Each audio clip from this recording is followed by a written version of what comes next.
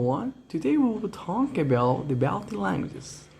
We only cover the three most important, which are Prussian, Lithuanian. We'll talk about a little bit in general of them actually, and we'll talk also about geographical distribution, history. We'll talk about the numbers of speakers that the daily languages have.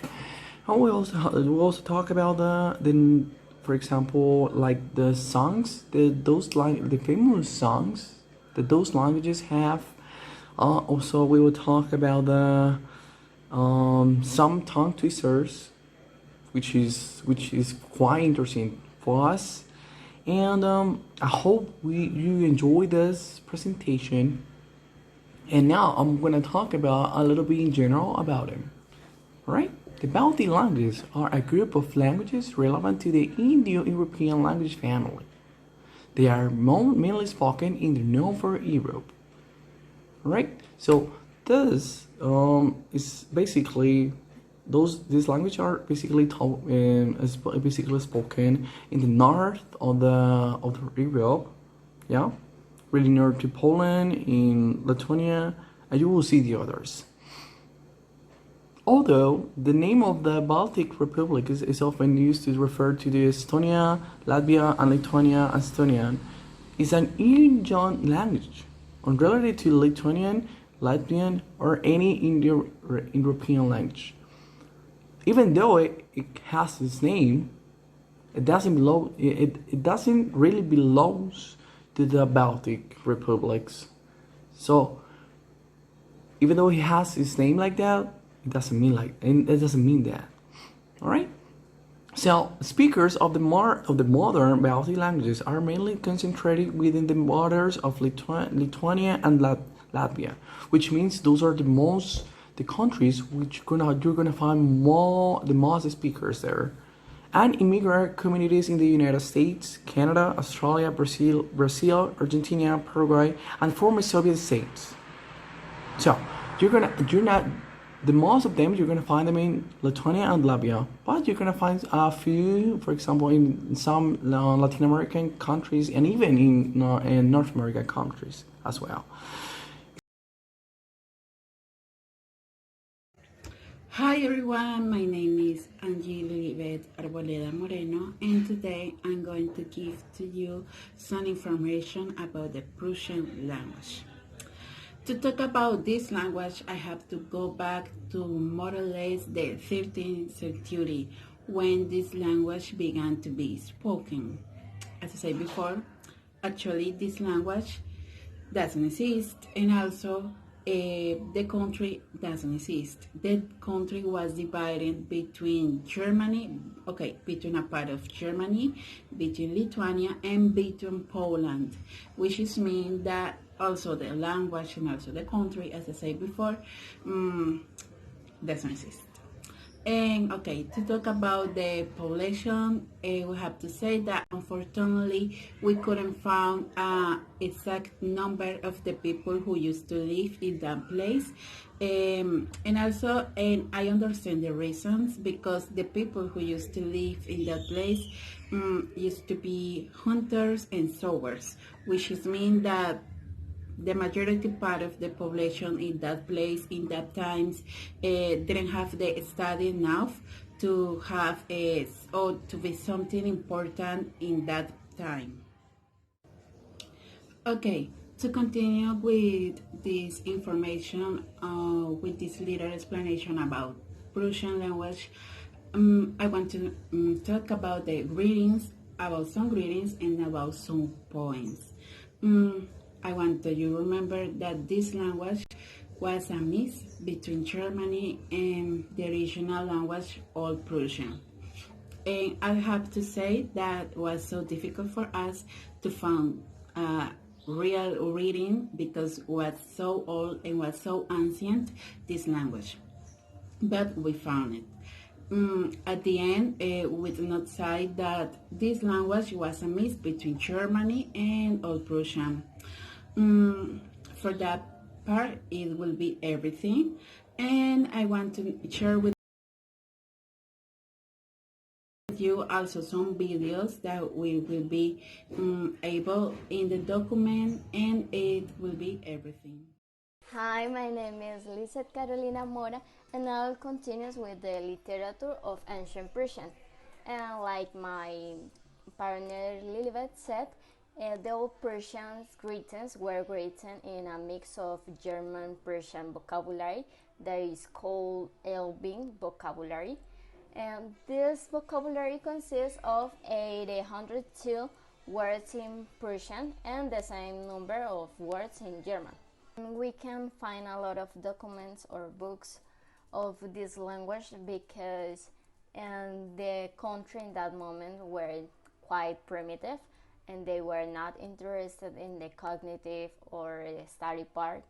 But we can find some, like the first catechism of the 16th century and the second catechism that is a revision of the first one, and it had 192 copies, and the third catechism. A part of the catechisms, we can only find some small notes and traductions of personal names or places name. That's all.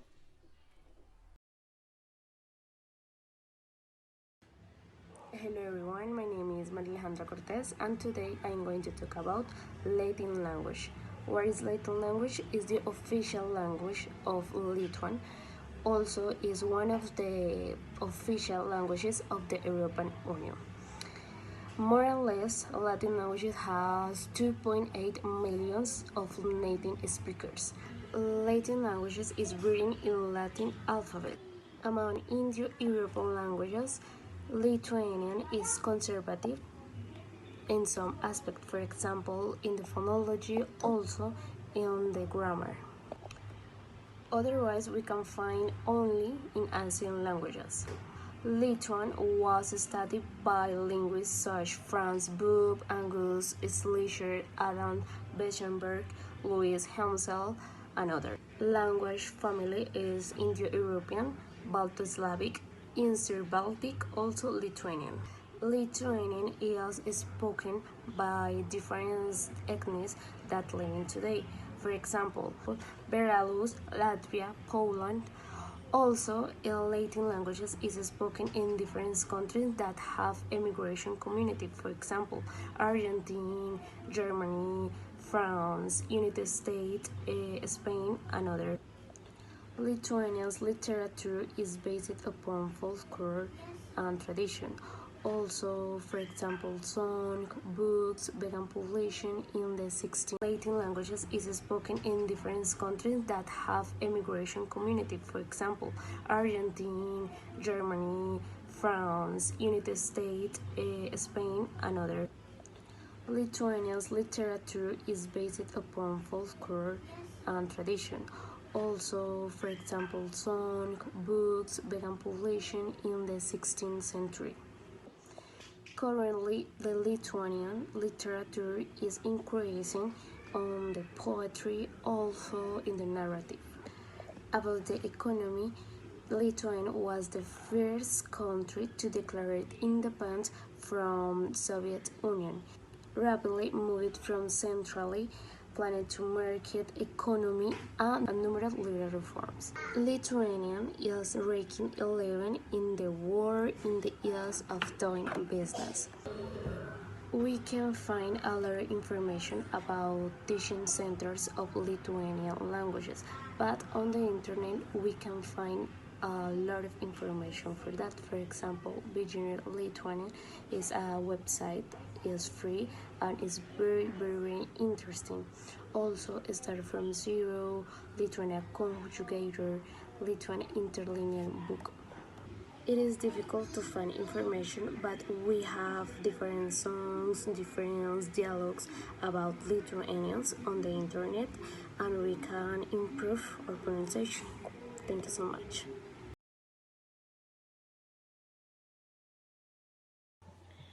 Hello everyone, my name is María Aguirre, and today I want to give you information about Latvian language. Latvian language is the official language of Republic of Latvia. This language has around 1.9 million of native speakers and about 150,000 outside the country.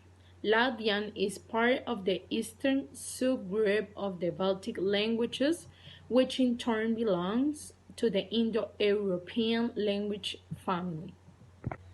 So, guys, as I said before, Latvian is the official language of the Republic of Latvia and the European Union, and as the language of the diaspora. In Ireland, we have 50,000 people who use this language. And in Australia, there are 20,000 people. In USA, we have 100,000. In Great Britain, we have 40,000. In Brazil, 25,000. In Russia, we have 20,000. In Lithuania, we have 2,000. In Estonia, we have 2,002. In Ukraine, we have 5,000. In Canada, 28,000. Belgium with 1,500. And New Zealand with 20,000. And we have to take into account that those values are approximate. Well, about the literature, although the first works in Latvian language date from 1550s, it could not be developed on literary level until the Romantic nationalism of the 19th century. There are a lot of writers of poetry. They use songbooks and important writers. But after independence in 1918, authors such as the fabulous Carlis Scalby and the poets Rainis and Alexandra Cax stood out. But about the economy in Latvia, the commerce depends on the market of transport and merchandise and people. Therefore, the language has no major influence on the economy if not for the tourism. Well, about the policy during the Soviet period, the policy of influence on the economy if not for the tourism. Well, about the policy during the Soviet period, the policy of Russification had a considerable influence on the Latvian language, and the Latvian ethnic population that declined in Latvia was from 80% in 1935 to 52% in 1989. Most of the immigrants who settled in Latvia didn't learn Latvian. Today, the Latvian is the mother tongue of approximately 60% of the country's population. And finally, about the center that control this language, the official is Latvia State Language Center. And about the examples of Latvian language, we can find poems, singers, and tongue twisters. So I want to share one of them that I found. So I found a tongue twister, so please listen. Dižā mūža meža eži, sauž meža rožu ražu, daži eži ožot snauž, daži rožu ražu grauž. Good. In English means the edges of an old forest smell the rose crops. Some edges sleep and the other eat the rose crops. Thank you. That was Latvian language.